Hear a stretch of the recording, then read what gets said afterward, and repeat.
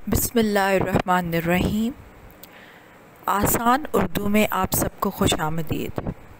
आज की इस वीडियो में हम सीखेंगे तजनीस मानवी के बारे में।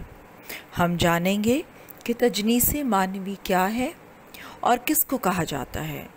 लेकिन उससे पहले अगर अभी तक आपने मेरे चैनल को सब्सक्राइब नहीं किया तो सब्सक्राइब का बटन प्रेस करें और साथ बने हुए बेल आइकन पर क्लिक करें ताकि मेरी हर नई आने वाली वीडियो का आपको पता चल सके, और वीडियो को लाइक ज़रूर कीजिएगा।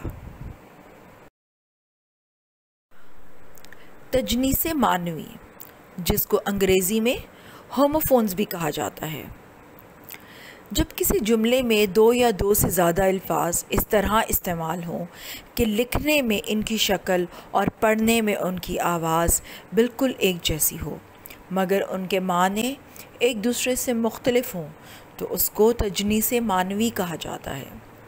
मसलन, ज़्यादा सोना नुकसानदेह है, और दूसरा जुमला, सोना बहुत महंगा है।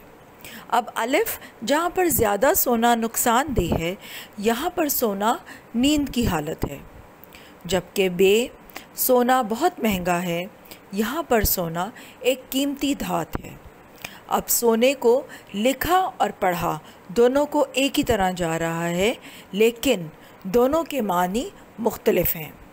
जुमले में उसके इस्तेमाल की मुनासबत से हम ये अंदाज़ा लगा सकते हैं कि यहाँ पर सोना नींद की हालत है या फिर किसी कीमती धात के तौर पर इस्तेमाल हुआ है। क्योंकि सोना लिखा और पढ़ा दोनों बिल्कुल एक ही तरह जाता है, इसलिए हम जुमले के मानी के एतबार से इस बात का तयन करेंगे कि ये कौन से वाला सोना इस्तेमाल हो रहा है। अगर तो वहाँ पर कोई नींद की कैफियत की बात हो रही है तो फिर उस सोने को हम जानेंगे कि ये नींद की हालत वाला है। अगर वहाँ पर किसी कीमती धात की बात हो रही है तो फिर ये उस सोने का ज़िक्र हो रहा है जो कि औरतें बहुत शौक़ से पहनती हैं। अब तजनीस मानवी की कुछ और मिसालों पर भी गौर करते हैं, जो कि लिखी और पढ़ी तो बिल्कुल एक तरह से जाती हैं मगर उनके मानी मुख्तलिफ हैं। जैसे पहला लफ्ज़ है खोया। दूध से खोया बनता है, और दूसरा खोया, आपने क्या खोया क्या पाया। अब जो दूध है उससे जो खोया है वो बनता है, और दूसरा खोने से मुराद है किसी चीज़ को अगर आप गुमा दें या आपके पास से वो चीज़ चली जाए, आपसे वो चीज़ छिन जाए, तो उसको खोना कहते हैं। फिर एक और लफ्ज़ है अर्ज़। एक अर्ज़, इस कपड़े का कितना अर्ज़ है, और दूसरा अर्ज़, शागिर्द ने उस्ताद से अर्ज़ की कि उसे 2 दिन की रुख्सत अनायत फ़रमाएं।